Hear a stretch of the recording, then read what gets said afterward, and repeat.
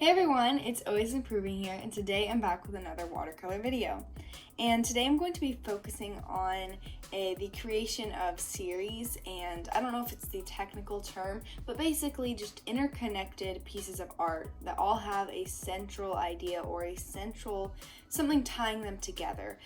So my series for this video is it all stemmed from one sketch that I had a couple of ideas for, and originally when I was thumbnailing some of these color combinations, I was focusing on which one I wanted to do, but I really couldn't decide in the end, and so I decided to make a series out of it and just create all of them, or as many as I wanted to.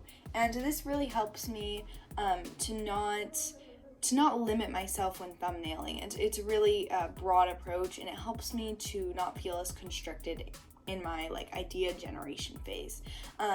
But I want to focus on some of the benefits that I see from this sort of creation of art series, and I'm just going to have the first two pieces of the series playing in the background as I talk about these benefits.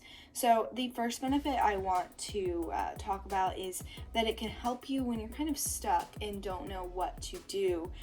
This particular one was a new idea, so it wasn't necessarily when I was stuck, but if you use your old ideas and build off them, it's a really good way to create a new series and still create art. So for instance, later, after I've done these 4 pieces of art, but I feel I'm getting a creative block, or I don't know what to paint, but I want to paint, I can always remember that I have done this kind of series before and it was enjoyable, and I can think of a new idea based on this old series. And so that's one way it can help you when you're stuck. It's also something just to fall back on. Like, for instance, I haven't completed the second 2 pieces of this series, but I've already have their ideas made, and I already have their ideas put onto paper in the color combinations. So I don't need to focus on that part of the experience. If I want to paint, I have something to fall back on. I have this series to work on. So that's the first advantage, I would say. It helps you when you're stuck or don't know what to do creatively. I do want to pause real quick and just talk about this first piece that I'm working on. The first thing I did was work in a wet on wet technique to get the background. I used Payne's Gray from Daniel Smith along with Nickel Azo Yellow, also from Daniel Smith. And I really love how Nickel Azo Yellow, it's this really interesting color, and it's really bright, but it has a really good flow, I guess is what I should say. It takes to that wet on wet technique really well and just spreads out a really gorgeous yellow light, and so it's really nice for creating lights in the background, or bright little, I don't even know what they are in this image. I just think that they add a really good visual interest into backgrounds and have a really nice effect that illuminate, I would say. After doing the background, I used traditional watercolor techniques. I worked light to dark in all areas. So I started with a nice wash on the skin and mushroom areas, and then slowly built up that color. I will say I was using a kind of new paper for me. I'm using Fabriano Artistico watercolor paper in cold press. I normally do work in cold press, but this paper does seem a little bit different than what I'm used to, and so it was a little more challenging than I thought to just transition from. I think the biggest difference, and I'm not going to do a full review on these, at least right now. I want to get a little more used to them and really understand the paper before I give my full opinion, but my first impressions were that you really need to work in one layer at a time, and let the layer dry completely, which isn't really great for my flow and my artistic process, but some people really enjoy that. So again, I'm not going to go into too much depth about that, but I just wanted to say that it is a little bit different. So you might see some things in my art that are a little bit different, like just my process, I don't know. But anyways, this piece was really fun to work on. I enjoyed adding those shadows and layering on those darker areas. I did try to make her skin tone a lot warmer, and in the initial layers I felt like it was a little too dark or desaturated, and so I added a lot more red in the end to try to combat that and really get a product that I was happy with. I ended up going with quite muted tones for her clothing so they wouldn't stand out. I felt like that mushroom was going to be the bright area of the piece along with those background yellow like lights. So I wanted to have those as more of the bright points and have her character be a little bit more muted and a little bit more subtle. Her pose was the least happy or like joyous out of the few I did in the thumbnailing, so I wanted to sort of emphasize that with those muted tones. Again, this piece was really fun to work on, and overall I liked the final products. There were a couple mistakes, but overall it was pretty good and I was happy with how it turned out. The second piece started much the same as the first one. I had a sketch that I transferred with a light box. I don't know if I showed that actually for these pieces, but I did use a light box for that and then painted as usual with the initial layers. However, I want to step back to the series and talking about their benefits. So the second real benefit is the creation of an interest. It sort of and I'm not talking about the interest of you, like the interest in creating art. That was more of the first benefit. You're more interested in this creation of these final pieces. But this sort of interest is the audience, or even you looking at the piece after it is done.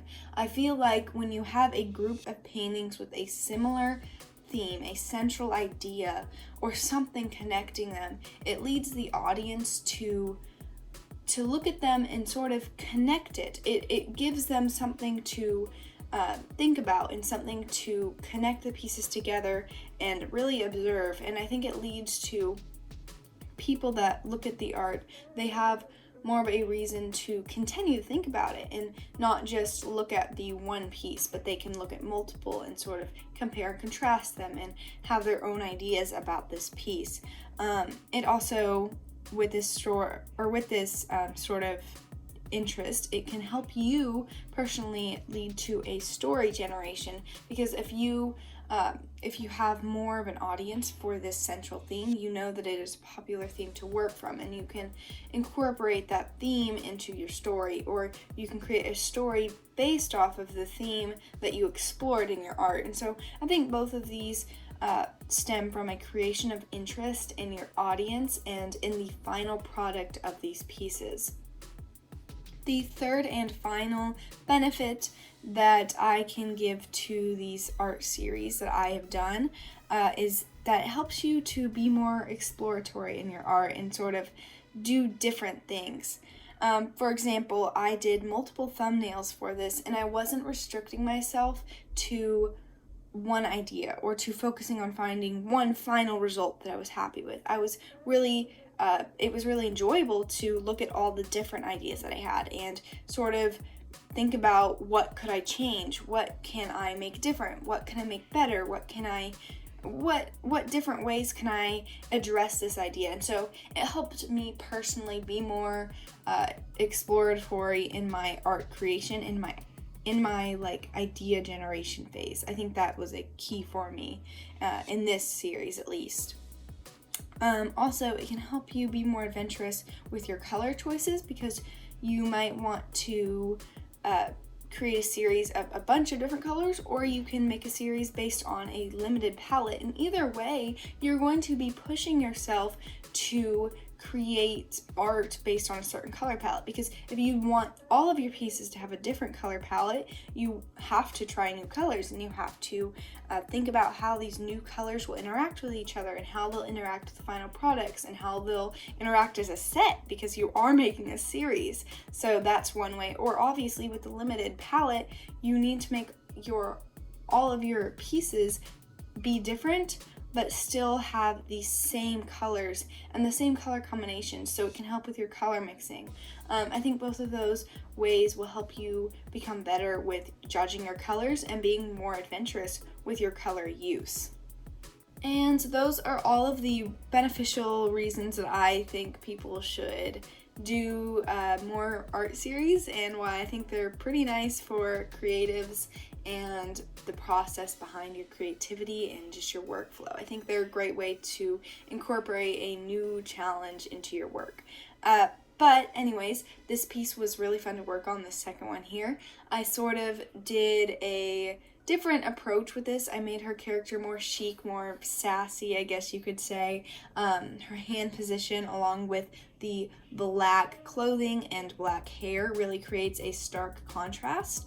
I also used contrast in this pink flower versus the green background. So I think that this piece has a lot of visual interest, but overall it was a really fun experience and a really fun thing to work on. And I'm pretty happy with the way both of these pieces turned out. I do think that I need to work on refining details within watercolor painting more, and also just working on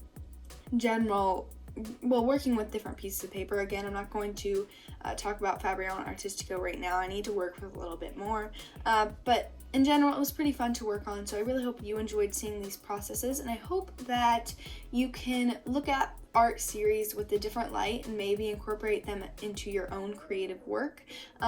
But anyways, I want to say thank you for watching, and I hope you have a great day. I'll see you next time. Bye.